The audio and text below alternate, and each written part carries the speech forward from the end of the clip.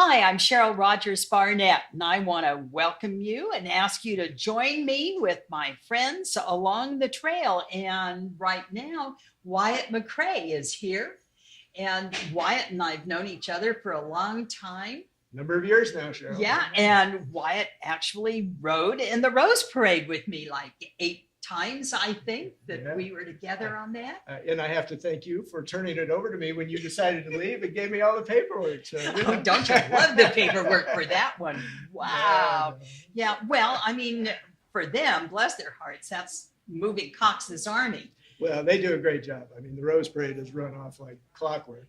I don't think anybody could do it any better than they do. That's for sure. And it's a lot of fun when you turn that corner and all those people are lining the street. It's, as you know, it's hard to beat. Yeah. Well, two of my dear friends that I grew up with, Lisa Hamlin rode with her family for 25 years, and she sort of ended up as the head wrangler of that group. And she told me, she says, you will never experience anything like this. She said, you turn the corner and the sound from the million people that are there watching the Pasadena Tournament of Roses parade, she says, it comes up this hill and it hits the horses. And I'd been there, I'd seen the parade, but she was right. You turn that corner and that wall of sound hits amazing. You and the horse that you're on. Right. And their ears go up like, what the heck is going on here?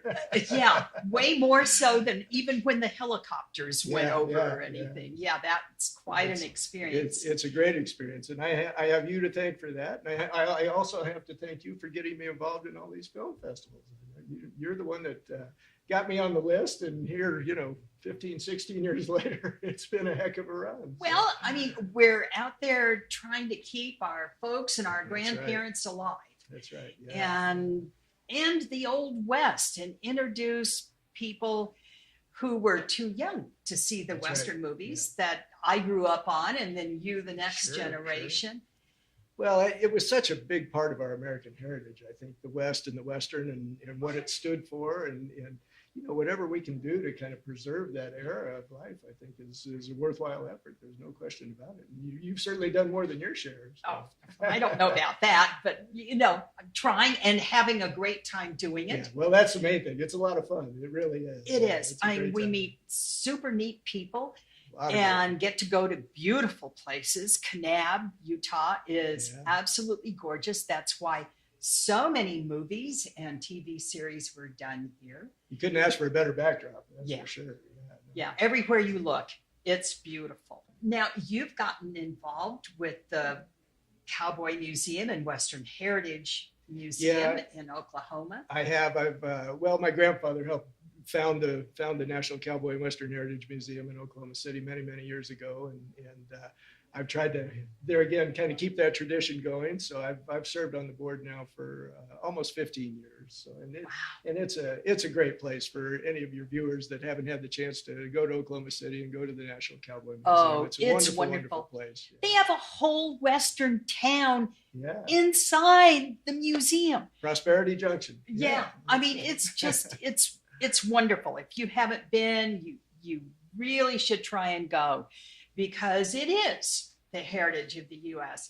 It amazes me when you talk to people, foreigners who come into the U.S., they want to see cowboys. And you're not going to find them in California anymore. Well, there's a few of us still roaming around, but not very many. So. Yeah, you're out there on your grandfather's ranch, which is fabulous. And it's now a museum, and you can go out there and see Wyatt. But to really get the feel of the Old West and how huge it was and what our ancestors had to contend with coming across the plains and the deserts and everything. You need to come to Utah, Arizona, New Mexico, where you've got your grandfather's ranch. Yeah, my dad's ranch. Yeah. And see that to get a feel for what they faced coming across the country. It's a vast country, and there's still a lot of open space left in the United States. People don't realize that. There's still a lot of ranch country, but when you go back to our pioneers and what they had to do to come across this country, I mean, it was quite an undertaking. There's no question about that. They had to be tough people. Yeah. It was a heck of a run. Well, now with your grandparents, I mean, both of them were actors. I know how that is growing up in a 2-actor family. But Joel McCrea and Frances D., my folks always spoke of almost with reverence, because Joel, of course, worked in all of the A movies and the big stuff, and your grandmother was so beautiful. She was a pretty lady right up until the end, Yeah. and she was a character. I mean, she's the one that kept the whole family hopping. I mean, Well, she was that was my mom. Yeah, exactly. Yeah, very Yeah. similar in that regard. Very Yeah, similar. strong ladies. But when they came to Hollywood, you better be a strong woman if you were going to survive.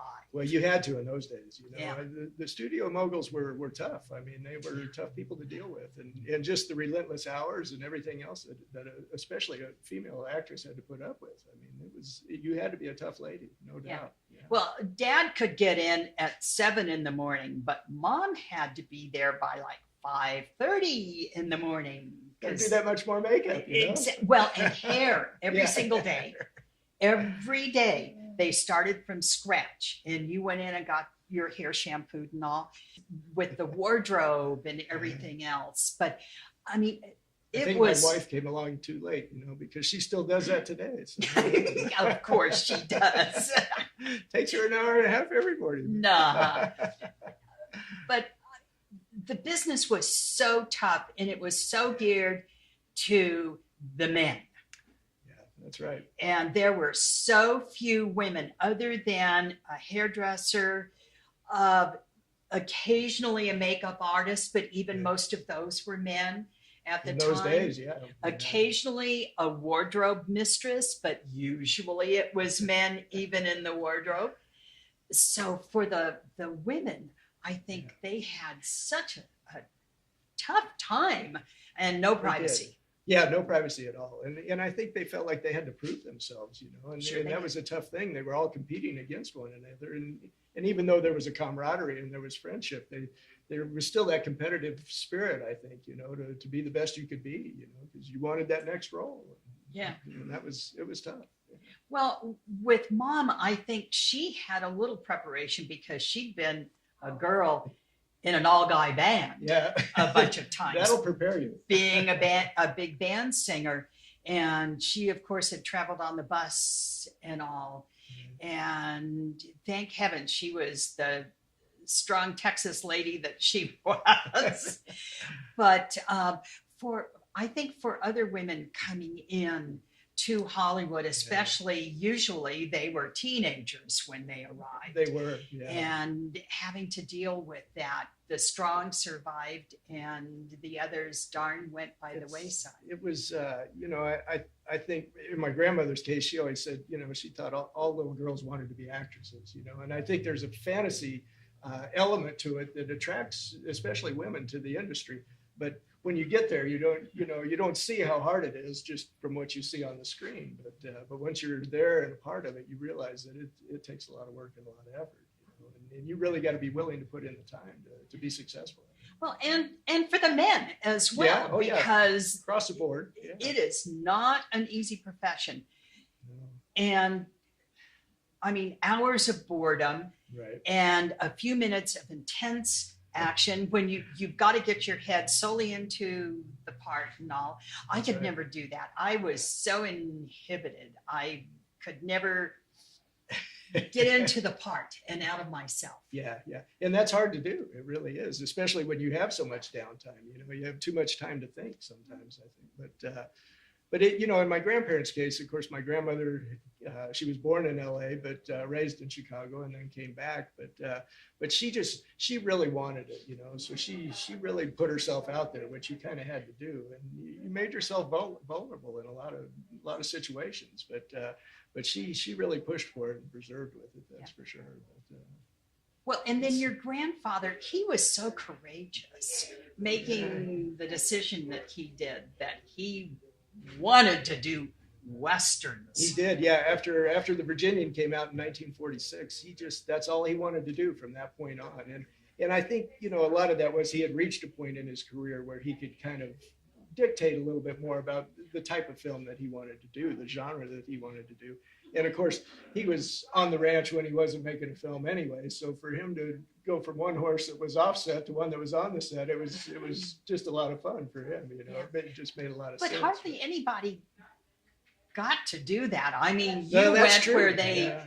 told you to go. Yeah, that's true. I mean, now, Dad made the decision to only do the good guys. Yeah. Because his first several movies, he got to play the hero, and he had an opportunity to be loaned out to another studio, Yeah. but they wanted him to Was play the bad guy. against type and be the bad guy. That's And good. he said that he turned it down because he knew that at that point his audience were little kids, and he just didn't want to confuse them Right. with Well, seeing him play a bad And that guy. was honorable on his part. I mean, to keep that, because he built his reputation that way, which was But so wonderful. many guys, consciously made the effort to go the other way because the other way might get you an Oscar nomination or something like that. And I understand that as Yeah. well. But Well, I think some people feel like they have to hone their craft and perfect their craft and do more and more, and in my grandfather's case, and probably your dad's case, they just felt comfortable with who they were and what they were doing. They didn't feel the need that they had to go prove themselves any more than they already had, and I think that's admirable, that they felt comfortable enough in their own skin to do what they liked. I don't know of any other A-list actors, though, who decided this is, I'm going to give up all of those. That's and probably this true. is what That's I'm going probably to true. do. With my grandfather especially, he always said that he only acted so he could afford to ranch, or he teased that, and joked around that way. But although I know he loved what he did, he loved his acting career. But I think, at any time after he started specializing just in Westerns, if they had stopped making Westerns, he would have said, that's fine. I'm just going to go back to the ranch. He just didn't feel like he needed to stretch himself that far, which was great. I mean, that was his first love, was the ranch. And from the time he was about 10 or 11, it was his dream to have a ranch. And so when he got that, acting was a means to afford the ranch. But I think it was always kind of a secondary career for him to the ranch, even though that was his main career. Yeah. So and on his tax return, he always put rancher as his occupation and actor as a hobby. And the IRS questioned him on it one year. They questioned some deductions he took on the ranch, and the auditor came out and he just held out his hands and he said, "Mister, I didn't get these calluses from acting." And so that's what it was. I mean, that was his first love. So I think in that sense, he didn't feel like he needed to prove himself with additional roles, or going outside his comfort zone. Well, I got to meet Perry King a few years ago at the Lone Pine Film Oh, Festival. right. And what a nice man. Yeah. But I felt so sorry for him because he's a rancher. Right. Yeah. And they would never let him play anything but the Ivy League, upper class, former Yale graduate or whatever. And he said he would have given his eye teeth to have done a Western. To do a Western, and could never get anybody to cast him. That's in interesting. It. So, well, you always want what you can't have, I guess. So that's kind of the way it is, I guess. But there again, in my grandfather's case, he had done, the first half of his career was a lot of comedy and drama. And I think he had felt like, some of those were his best performances as an actor, and he didn't feel like he could top those anyway, So why, once he started doing Westerns, why go back and try and do something that he felt like he'd already done? And so I think, when you look at Sullivan's Travels and The More the Merrier and some wonderful. of those non-Westerns, they were, in my mind, they were some of his best films, actually. Oh, they're wonderful. Yeah. He they're was great films. wonderful. Yeah. What a great actor. Yeah. He was, yeah, but he had great directors, you know, and I think that made a big difference. You know, good directors are able to pull a performance out of people that they don't even know they're capable of. Looking back at the stuff that Dad did, we've talked about this before, but I never considered him an actor. Yeah, yeah. I mean, I always thought that he was playing himself. And it wasn't until in the 70s, in the early 70s, he did Macintosh and TJ, right. Yeah. where he played this old broken down cowboy. And, he's lost his wife and son, and it's a buddy film between an older cowhand and a young boy that's troubled. Anyway, looking at that, Dad was so good in that. He was good at that, yeah.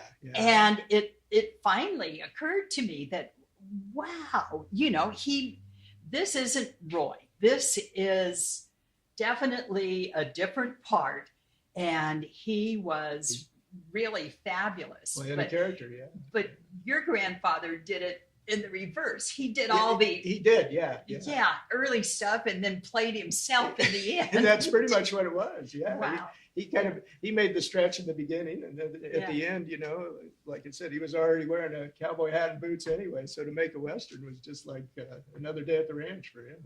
Well, and I shouldn't say that about my dad, because now looking back at some of those old movies, especially the very first ones that he made, where he's playing Jesse James and he's playing Billy the Kid and all. I mean, that wasn't him. And yet he made those parts look so believable and so easy. And those scripts were generally not the best. Right. And he did such a great job with them. He really was wonderful. But it's because he made it look so easy. Yeah. Well, he was probably a lot like my grandfather in the sense that my grandfather always told me he felt more comfortable playing roles that he could see himself doing in real life. In other words, an outlaw or a sheriff or a marshal or whatever. Had he lived in those days, he could see himself doing that. And the part just came much more naturally to him that way. So he always tried to pick roles that he could see. That's one reason he liked to do historical characters like Buffalo Bill and those kind of things. And I'm sure your dad probably felt that way as well, that it was easier to be a character that you could kind of relate to, in your own mind. Well, and Billy the Kid and all of those, they were outlaw heroes when Dad was growing up as a kid. They were Robin Hood types, yeah. Exactly. Right. Yeah, it's an interesting take, on what goes on in an actor's mind, as to how they play a role and why they like that role or why they relate to one person better than another. Now, once he became Roy Rogers and they started that whole series of films, strictly around the Roy Rogers character in the modern Westerns, the one that I still find hysterical is the one with the rocket ship in it. The rocket ship. What was that? What was the name of it? Oh, I don't remember the name of it. I think it was one of the ones, at Republic Studios, they had the Lydeckers there who did all the miniaturizations and everything. And I think it was the rocket ship from one of their serials that were made in the caves and all. They recycled it. Oh, it is so funny. I mean, it was so bad. But, every actor has one of those. Yeah. Every actor has one of those in their repertoire, though. I was a little bitty kid and I knew it wasn't real. I have been reliably informed that it was Spoilers of the Plains, made in 1951. So if anybody out there, if you see it, that's got the rocket ships. But most of those films were really interesting. They had good people in them, great stunt people, and of course Trigger. And can't beat Trigger. So he was so lucky, and that he worked with some great people. Billy Whitney was just such a great action director, and I love when you talk about your grandfather's directors, because a director can make a heck of a difference. Make or break a film, that's for sure. It really can. Well, and a lot of those guys had worked for the government during the Second World War and really honed their craft out filming the war. Yeah, that's and true. Now we're seeing so much of that on PBS networks and all, and getting to see some Which of is that good. Yeah, film some of their that's work. been at the Smithsonian for 50, 60 years. Nobody's seen now it. they're finally getting it out there. Yeah. Well, that's a good thing about, some of modern technology. Now they're able to digitize a lot of that, and it's much easier to show some of that than it used to be. So it's wonderful to have that out there. Yeah. Now your mom was a great actress. I mean, she did a lot of good stuff. So, she was a really good actress. Yeah, In she fact, was wonderful. I'm saying Dad was a good actor and had learned his craft, but as acting goes, she was a better actress than Dad was an actor. She was so very talented. I don't know what would have happened with her career if she hadn't have gotten cast in Dad's movies and they ended up. Well, that's interesting. Yeah, that's a good point. Such a duo, because she did not want to do Westerns. Yeah. She wanted to do dramatic parts. Even though she was from Texas. Well, originally she wanted to do Annie Get Your Gun on Broadway. Oh, I see. I mean, she was a singer first. Yep, right. And then an actress. And I think that's how she saw her career going. But then she got to Republic from big bands and radio. She ended up at Republic, and they ended up, casting her in Dad's when they decided to actually give him a budget and make Cowboy and the Senorita. Well, they were great together. There's no question about that. Yeah, there's no on screen, they were magic. And off screen, they were married for over 50 years. And same with my grandparents. Like your grandparents, boy in Hollywood with actors. Kind of unheard of, really. Yeah. Most of those marriages didn't last very long. Well, and I can understand why. I don't know about your grandparents, but my folks were always in competition. Yeah. Well, I'm sure it was an interesting dynamic around your household for sure. So. It was. I mean, as wonderful as they were together, they were really funny. Thank God they both had a wonderful sense of humor. Yeah, I think that's what gets them through a lot. Because it was the same with my grandparents. They had a great sense of humor, and I think they were able to laugh off a lot of things that might have been more serious otherwise. Well, Dad was so charming and so ornery, and he loved playing jokes, and he loved teasing her. But he would come off with these one-liners, and she thought he was the funniest man she'd ever known. Thank heavens. That's great, yeah. Because it saved his life and it saved their marriage. Yeah, well, that's good. That's a good thing. Yeah. Well, it was the same in my grandparents' household, I think. My grandmother was always, she worked really hard and took classes, acting classes and studied a lot of different techniques. And so did Mom. And she always got aggravated at my grandfather because he could care less. Exactly. He was like, well, if they want me, they'll call me, but he wasn't going to go out of his way to make any effort at it, and I think that aggravated her. Same as in your household. I think probably she was a better actress. I dare say that. My grandfather did a lot more films, but I think she was probably better as an actor than he was, because she put in a lot more time and really studied it. And Mom, as she said, when 20th Century signed her, first thing they did was get her a dialogue coach because they wanted to get rid of that y'all. Yeah. Get rid of that Southern accent. Yeah. That Texas accent. Oh, yeah. She was from, born in Uvalde, and then she was raised pretty much on Louisiana border with Texas and around Memphis as a teenager. So, she had a very decided accent. And when she'd get excited, you could hear it come out. Is that right? Yeah. Still popped up once in a while. Yeah. Or if she was home visiting her relatives, she'd where come she was home. Comfortable. Yeah. Exactly. Yeah, good, come home and be Texas for a couple of weeks. But that's great. Dad, everything just seemed to come so easy. Yeah. It was the same with my grandfather. Yeah. Just always in the right place at the right time, it seemed like, and things just came along. And which frustrated my grandmother because she worked really hard at it. And, Oh yeah, I know.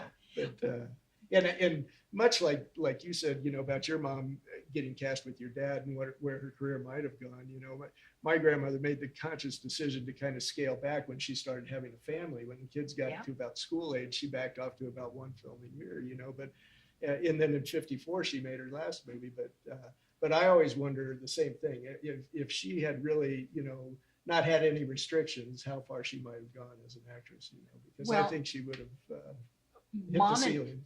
Mom and Dad had just gotten married when she was contacted by the London cast of Annie Gets Oh, Your really? Gun. Oh, gosh.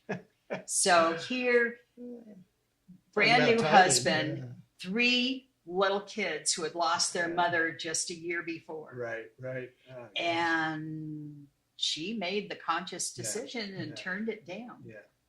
Which, is the right decision. I mean, it's the right thing to do. Well, it was definitely the right decision for us kids. But it's the kind of thing that I think, you don't see enough of with today's families. I mean, they'll choose career over family sometimes, and that's it's not the way it was back then. Yeah. Well, and then priorities were straighter, I think. Yeah. Many years later, they were both pretty much retired and just getting ready to move up onto the high desert. And George Murphy was senator in California, and they wanted Mom to run for his seat. Oh, really? Oh, she could have been the first woman senator. She would have been a good one. Yeah, well, I think she would have been, because she was a really, really bright lady with a really good, solid sense of values. She came from a farming background, right? So she was very grounded.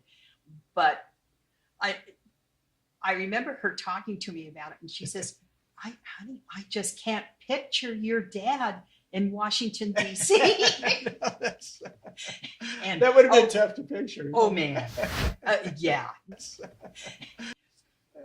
Talk about stirring things up. Oh, yeah. Yeah. Well, not only that, but I mean, just, with her career, she really made that decision to step back. Right. And he never saw her writing books or giving her Christian testimony as being in competition with him. Yeah. But being a U.S. senator, I think that would have been really hard for that actor's ego. That would have been tough. And which she knew and turned it down. But ladies had to make those decisions back then. No, that's true. I think they did. And they made the right ones. Yeah. At least in our cases. Yes. I mean, that's why we're here doing what we're doing, is because of the decisions that they made. Before you get away, I wanted to talk to you about your new project, because you just finished producing a movie about Casey Tibbs, who I dated. Did you? I didn't did. realize that. How long did you date? For 1 week in Houston, Texas. We were there for the Houston Fat Stock Show. And that sounds like a Casey relationship. So. No, it's a film, a documentary called "Floating Horses: The Life of Casey Tibbs." Wow. And I served as one of the executive producers on it. We premiered the film in April, this last April, back in Rapid City, South Dakota, which South Dakota was Casey's home state. So we had a lot of family and friends, which was a lot of fun. But right now it's making the film festival circuit.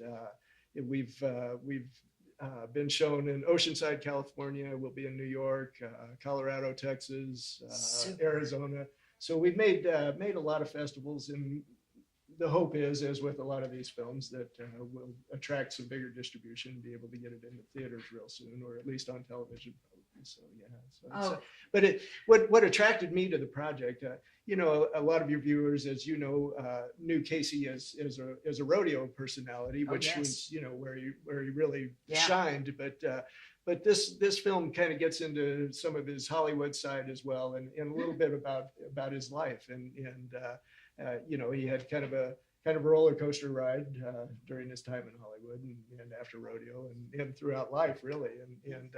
And that's what attracted me to this was more the human side of the story, not just the heroic rodeo side of his life. Yeah. So, Although, wow, when I was a kid going to rodeos, I was so lucky because Jim Shoulders right. was riding. Yeah. Oh, it was such a pleasure to watch him ride. And Casey, back then, I mean, now when they say all around, right. it's not all around. No, Now, that's true. what they call all around are the timed events.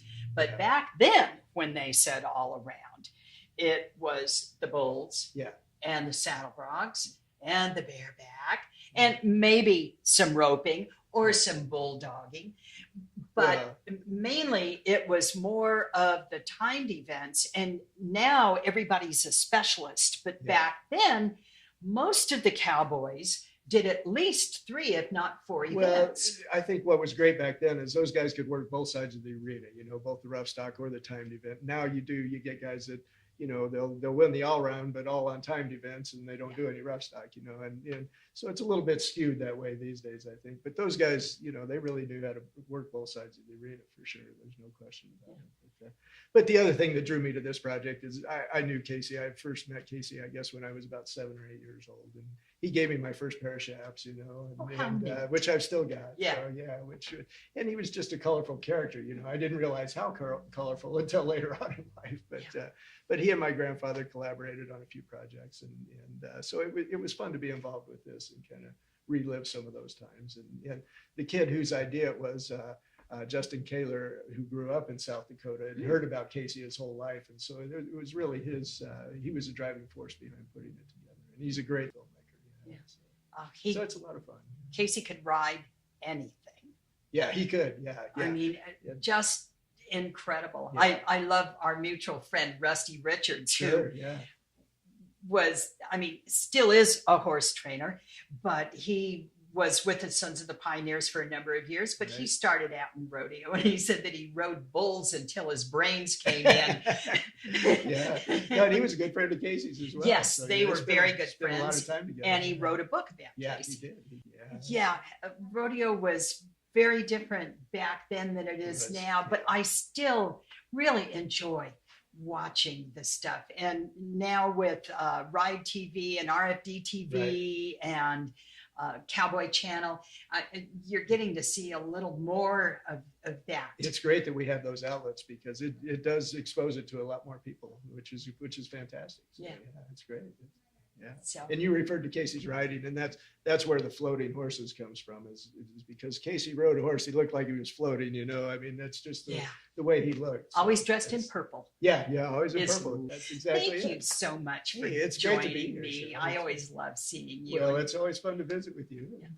Appreciate what you're doing to keep this thing alive. So. Oh, well, and you too, because you're still carrying on the ranch in Camarillo. You've got that open now for the public. Yeah, we're trying. And golly, they're right there by Ronald Reagan's museum, just a couple of minutes away from there. So if you're going to go see the Presidential Museum there, you can also go over and see the McCrea Ranch. It's beautiful.